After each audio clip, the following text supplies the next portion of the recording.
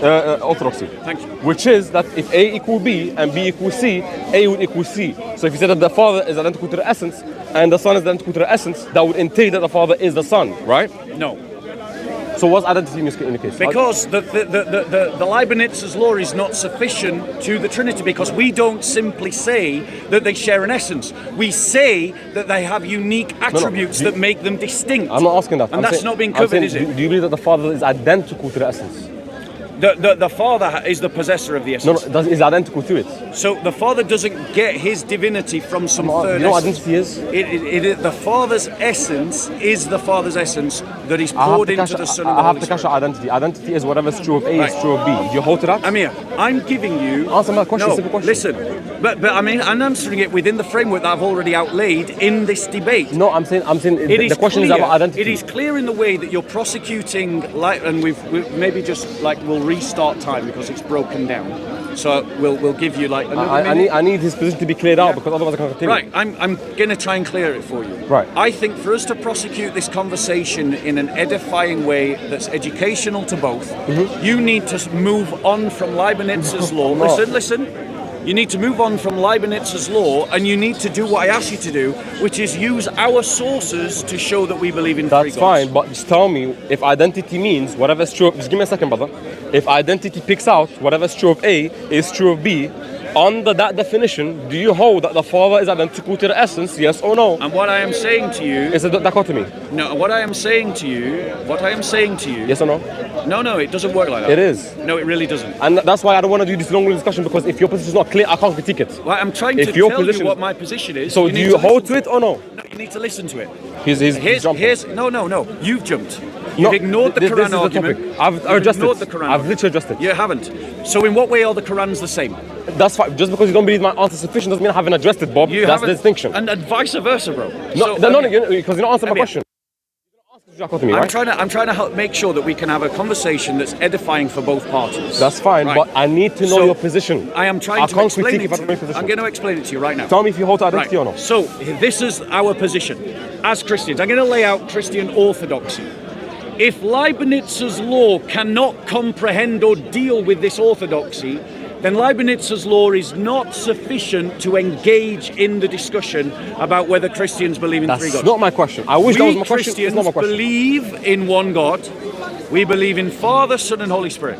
We believe that the Son and the Holy Spirit have and possess identically, fully, completely, wholesomely, and absolutely the nature of the Father that flows from the Father. The Father's essence is not drawn from some third category. That's not my question. The essence of the Father and the Father are the same. And the Son and the Holy Spirit have that.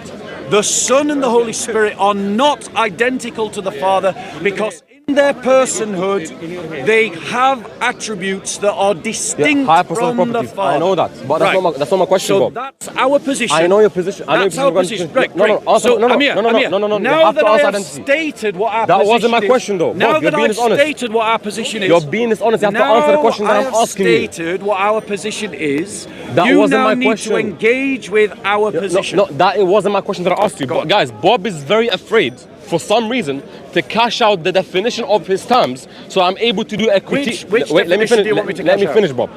Because I already gave you 2 chances, and for some reason you're scared to do it. No, bro. Let me finish. Bro, let me finish. I've tried to tell you that Leibniz's law is clearly for some reason you have a reason to monologue or over me, so I don't address you. But when I do it, you don't like it. I'll come back to that point when I speak next. So again, he doesn't want to hash out his position because he knows that if he does, then there's going to be a good critique against his position. Bob, when it comes to identity, if identity means whatever predicate is true of A is true of B, do you hold that when you say that the Father is identical to the essence, do you hold in that definition of identity either you do or you don't? Right. So, ladies and gentlemen, the point I'm trying to make to Amir is clearly his grasp of Leibniz's law means that he is not engaging with the Christian position. It's crazy. So, if he wants... Wait, are we doing that? I don't want to strawman you. Give me a chance. So Amir. give me a Amir, position. Stop running. I'm running? Listen, Amir. Listen to my position. And mocking laughter just just demonstrates. This is the third time, by the way. Everyone sees through it. Bro, no, Finish, bro. please. The point that I'm trying to make to you, Amir, is clearly you're not able to engage with the Christian position because, as an absolute, ladies and gentlemen, we do not concede in any way that the Father is identical to the Son, or that the Son is identical to the Holy Spirit. That was the And question. if, ladies and gentlemen, the use of Leibniz's law means that in Amir's mind these two things have to be equivocated, they have to be crashed together, then clearly for this discussion, Leibniz's law is not sufficient for us to progress. That's the point that I'm trying to make to Amir. I am inviting Amir to make his argument from Christian sources. And also, I want to state clearly, he has not addressed the point of how the Wash Quran and the Duri Quran and the Hafs Quran are the same Quran when they are not identical, ladies and gentlemen. We already know that they're not the same reading. I want to know in what way does he assert that they are one Quran when they are different texts?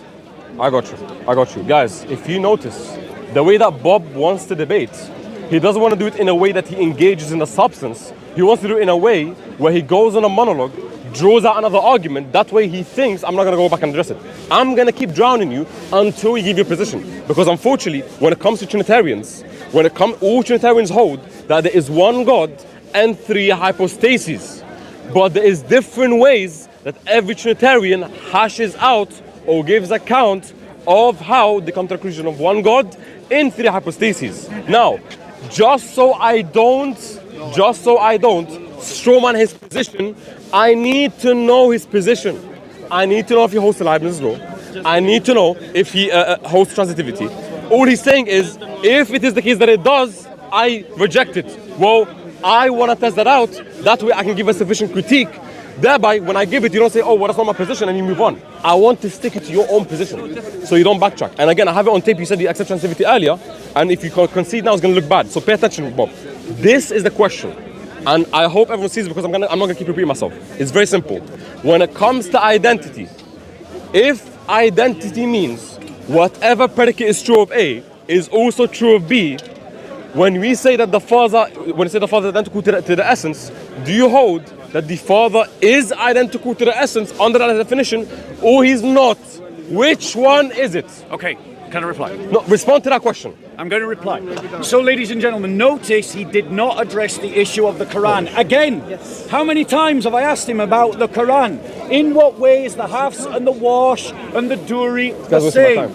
Ladies and gentlemen. Now, let's be clear. Let's be clear, ladies and gentlemen. I want to say that any use of any philosophy that forces us to confuse the persons or forces us to divide the essence of God is insufficient to describe the Trinity. I was accepting the Leibniz law on the basis that it would not be used to misdescribe my belief.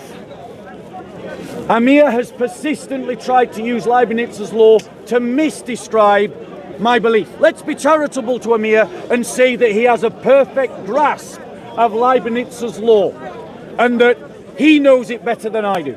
Fine. Then I simply say that it is an insufficient lexicon to describe the Trinity because it tries to shoehorn the Trinity into something that the Trinity is not. He wants to know my position. There is one God, Father, Son, and Holy Spirit, who share one essence. We cannot divide the divinity and we cannot confuse the persons. Engage in my position. Stop trying to arm wrestle me into believing something that I don't.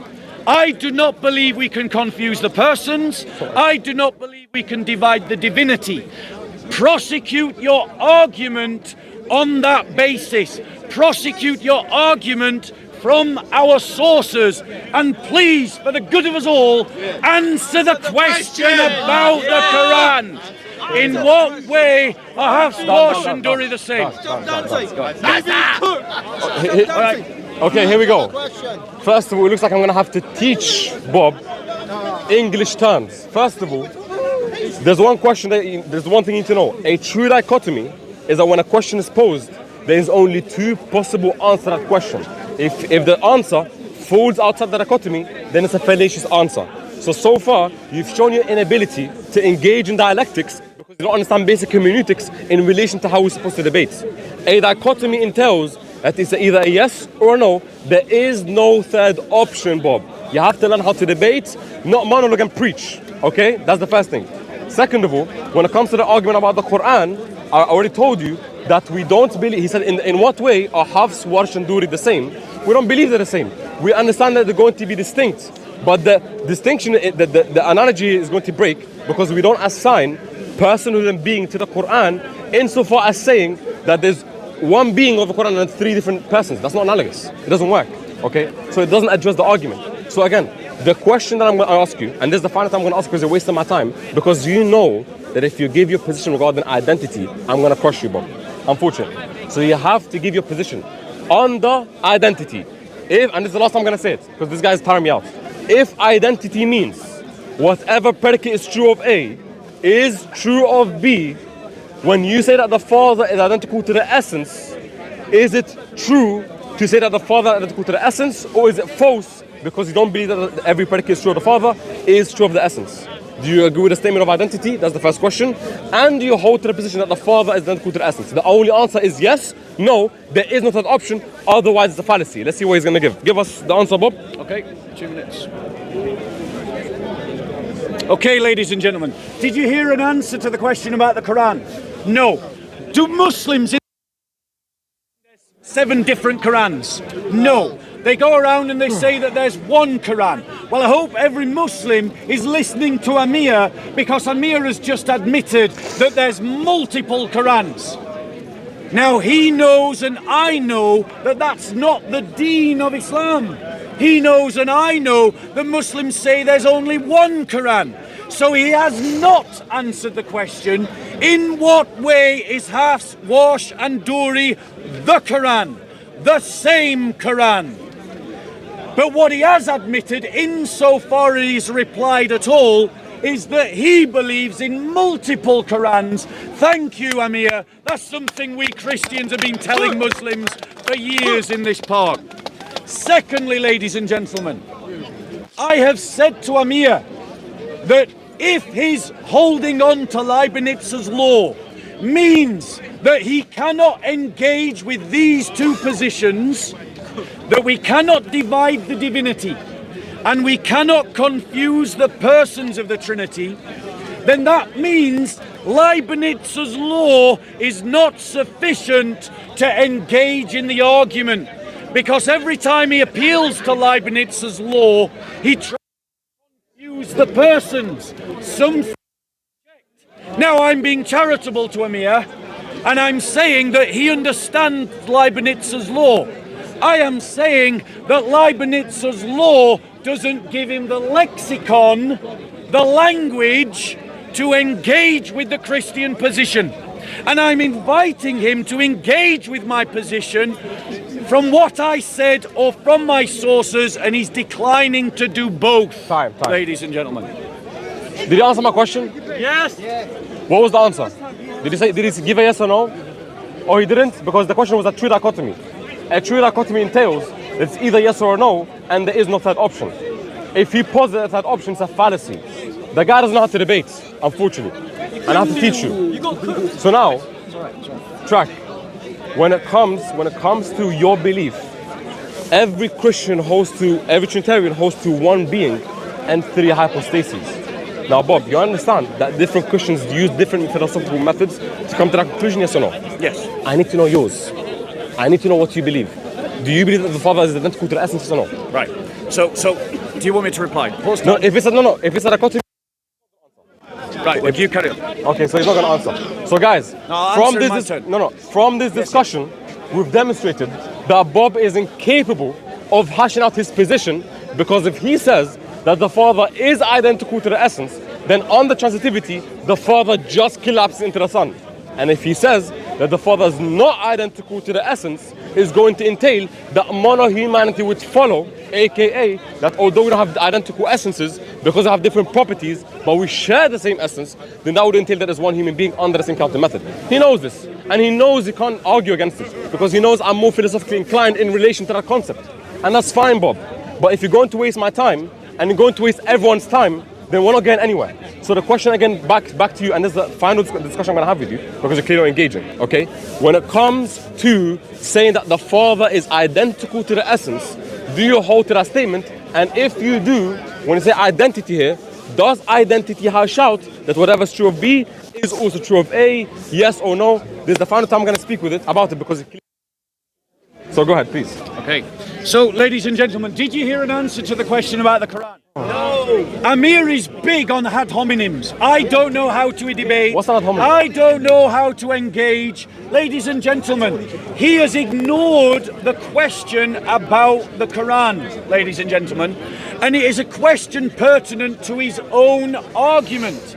If there is one Quran, in what way are the Hafs, the Duri and the Wash the same? When the Hafs, the Duri and the Wash are different texts, different manuscripts with different words. The closest we got to an answer was, well, they come from the same source, Muhammad. Well, the Son and the Holy Spirit come from the same source, the Father. Now, ladies and gentlemen, Amir is not good at listening, because I have said to him that Leibniz's law is clearly tripping him up, because he is saying that through Leibniz's law, the Father, the Son collapses into the Father. That's something that Christians categorically reject.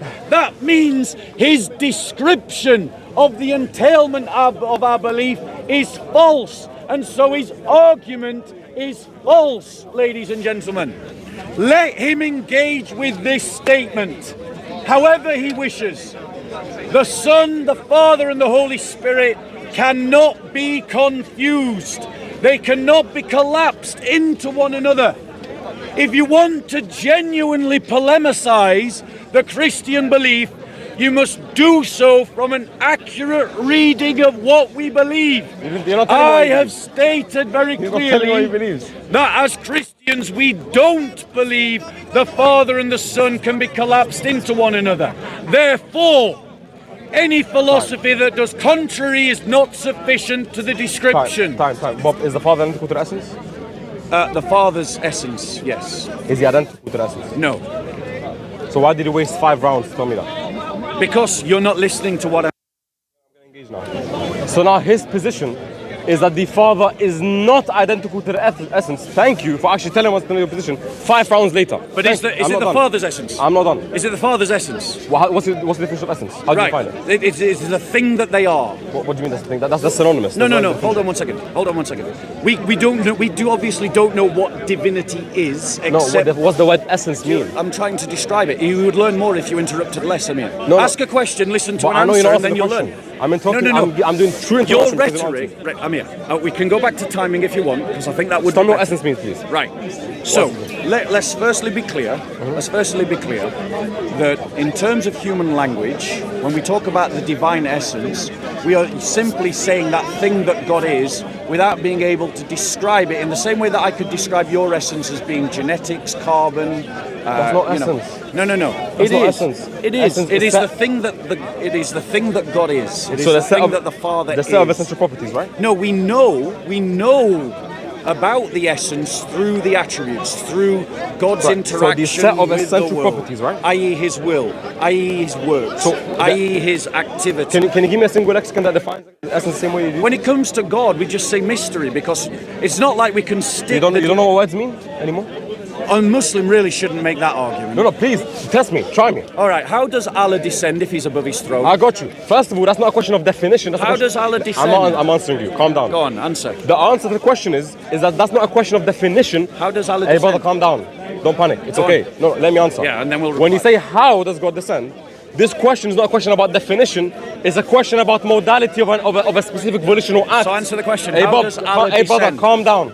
It's okay. I'm waiting for your answer. So the question that you're asking me is not even analogous to what I'm asking you because, hey, calm down. Go on. Don't interrupt. How does it descend? Because I'm not asking you how does God have this essence. So how does he descend? He's panicking. He's in panic mode. No. You're panicking him. No, Because you're you in know panic what mode. you have to say. Because as a you Muslim, know I can respond and to you. Well, go on then. Okay, I'm responding to you. So tell me how he descends. The answer to your question is, when you ask me how does God descend, it's not analogous to what I'm asking you. Don't interrupt. Because what I'm not asking, hey brother, calm down.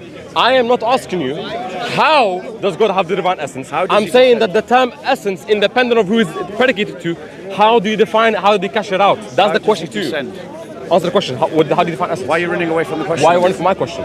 Amir, I asked you first. I'm trying to answer your question, but you keep interrupting. You can't catch me. I'm too far ahead of you. Answer the question. Amir, you're too Answer much the ego, bro. Too much ego. I know, I understand. With you, I have to do that. Too much ego. I have too to. much ego. Because you know you're not philosophically inclined, and you know I'm going to beat you to it. Answer the question. How does Allah descend? The word essence, how do you define it? Right, fine. I'm going to try again to give my description of essence. How do I define it? Not definition. I'm going to give my definition. And give me someone who agrees with you. But then I want to see if he'll bother to answer this question. He didn't answer the Quran Nothing to do with the question. argument. Let's see if he'll answer this question or whether he'll run from it. So I'm saying that the definition of God's essence, the definition of it is that thing that God is. That substance, that reality that makes God God. Is that the essential properties? And that we cannot describe it further because it's a mystery.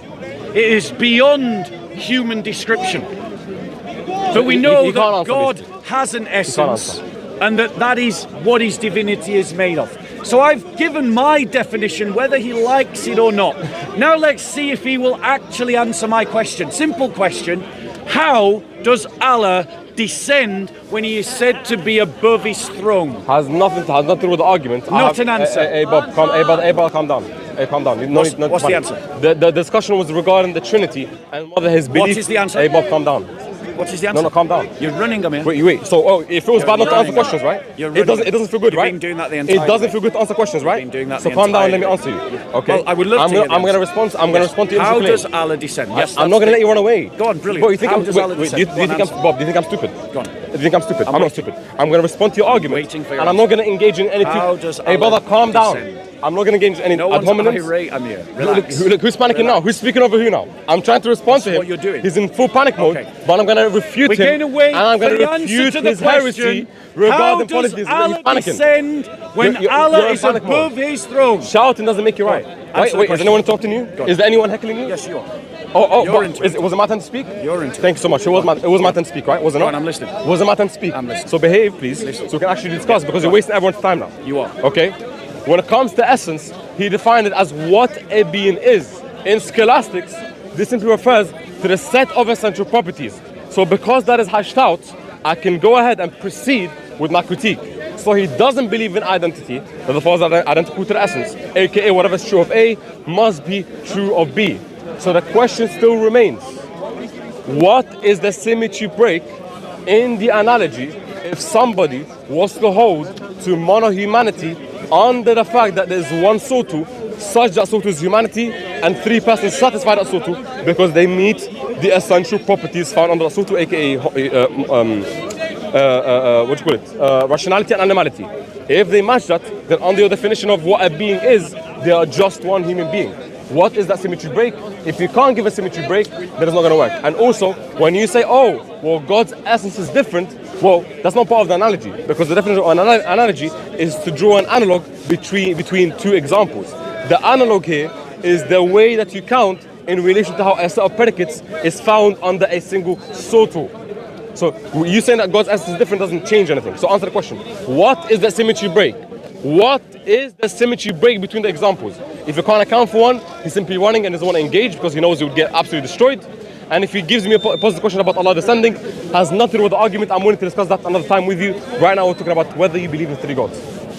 Go ahead. Okay, ladies and gentlemen, did you hear an answer to the question of how does Allah descend? Nothing to do with the argument. No, exactly. And this is the problem with Amir. He thinks that the cameras are not recording.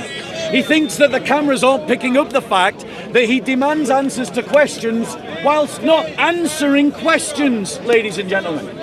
Now, I've tried to move this conversation on, assuming that Amir is a good faith debater, a good faith interlocutor, because I've tried to suggest to him that his use of Leibniz's law is tripping him up.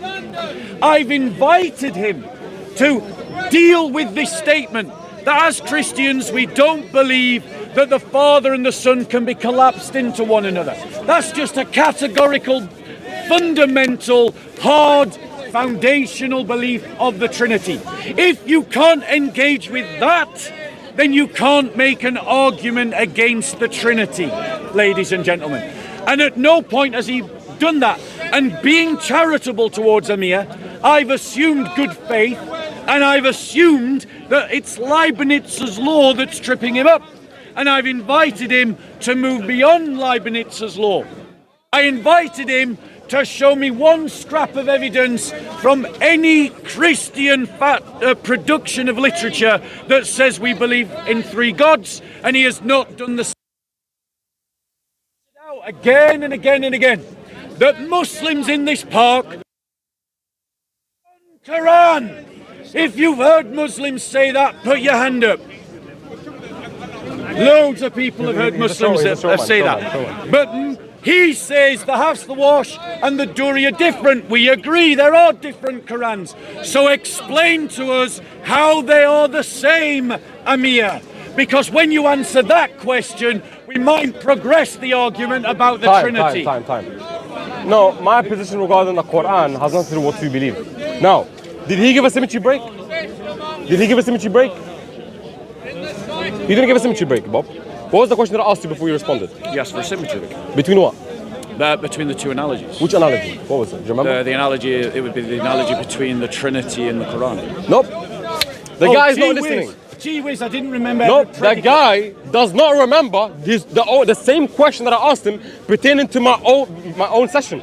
So what are you doing? You're wasting everyone's time. I asked you, no, hey, stop. Because he just got caught out for not listening. No. The guy is preaching. The guy is literally preaching.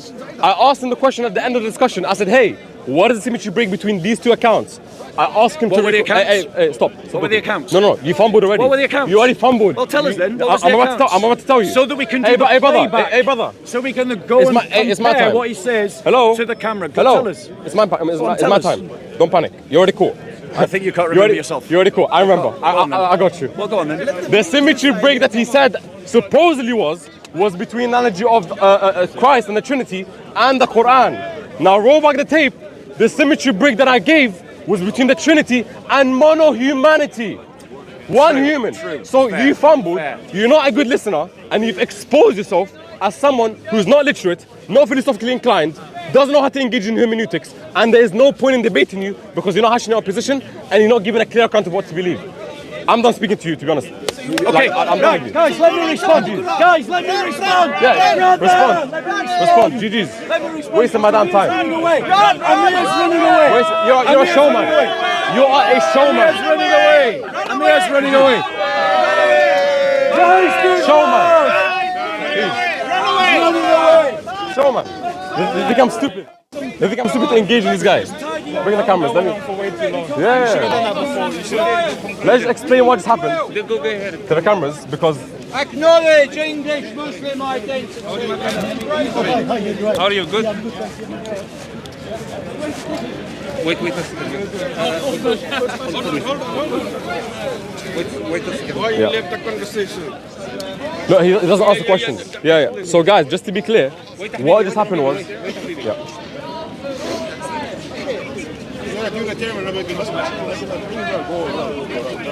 Yeah, all good?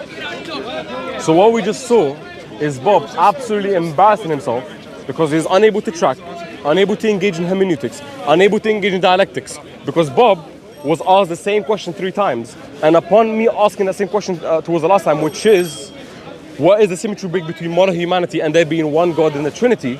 And when I asked him to recall that question, he didn't know how to recall it. Why didn't know how to recall it? Because he's simply preaching, he's going on a monologue, he doesn't want to engage with that position because he knows if he does, he's going to get caught. So upon him doing that, I saw no benefit in speaking to him because clearly he doesn't even remember the question. And he got caught out for it. So we've exposed Bob, we've exposed his disingenuity, how he doesn't know how to debate, doesn't know how to argue, and clearly goes on monologues for 2 minutes without answering the questions that have been asked. Every argument that he posed, I answered. The Quran, in relation to it being interceding for humanity, I already answered that. The Quran being different modes of recitation, I already answered it. Every single argument was addressed. Not one question of mine was answered directly. That's it. That's it. Say subhanallah wa bihamdik. Subhanallah wa bihamdik. Wassalamu alaikum wa rahmatullahi wa barakatuh.